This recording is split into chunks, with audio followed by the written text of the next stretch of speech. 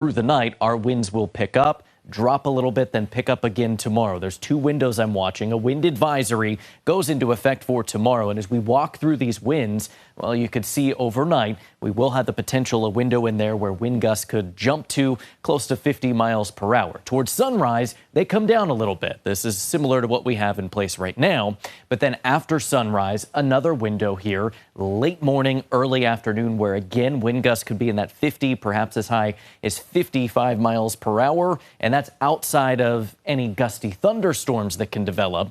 Now, the severe outlook for tonight, you could see just kind of tapers off in our area. I'm watching storms to the west that are going to be weakening as they approach. But tomorrow, we are also outlined in parts of our area, the second category, level 2 of 5, that slight risk for gusty thunderstorms, the primary concern. So two windows here. One is now through about 5 a.m., and then that tapers off into the morning where we'll look for some sun. But between 11 a.m. and 4 p.m. tomorrow, that next window coming in where we could see some gusty thunderstorm activity. So that first round will be along this cold front. I'm going to turn that off so you can see those storms here. I'm watching for these to move in between roughly about 2 to 4 a.m. Before those get here, we'll still have some spotty downpours. These could produce some hail or even a little gusty wind. Currently seeing some very heavy rain around Homeworth, North Georgetown, approaching Salem, and eventually moving into Mahoning County. These are widely scattered, and we'll be watching those closely to see if any of them do produce gusty wind. That possibility starts going up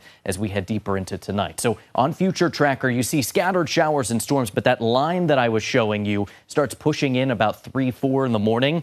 This has a decent potential to produce some gusty wind to start the early morning hours. By 5 a.m., that's off to our east. And then we see those clouds breaking. We get into a little sunshine here. This is when the winds start to pick up and those temperatures soar to the 60s early in the day.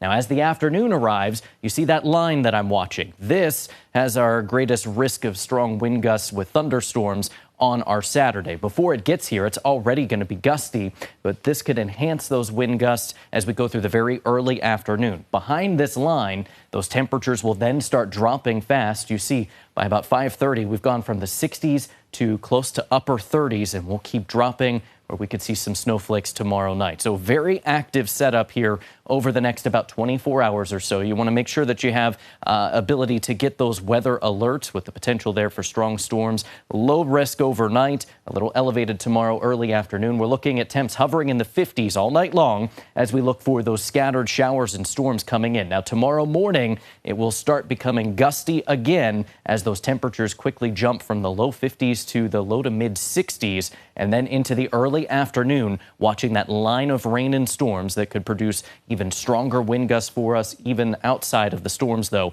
Potential there for gusts around 55 miles per hour. Then falling temperatures, and for Sunday, we'll quiet things down. It is cooler, upper 40s the high, but mostly sunny. Temperatures do warm up early next week. We've got a few days in the 60s, trying to get to the 70s Wednesday, and then dropping, turning cooler again to end next week.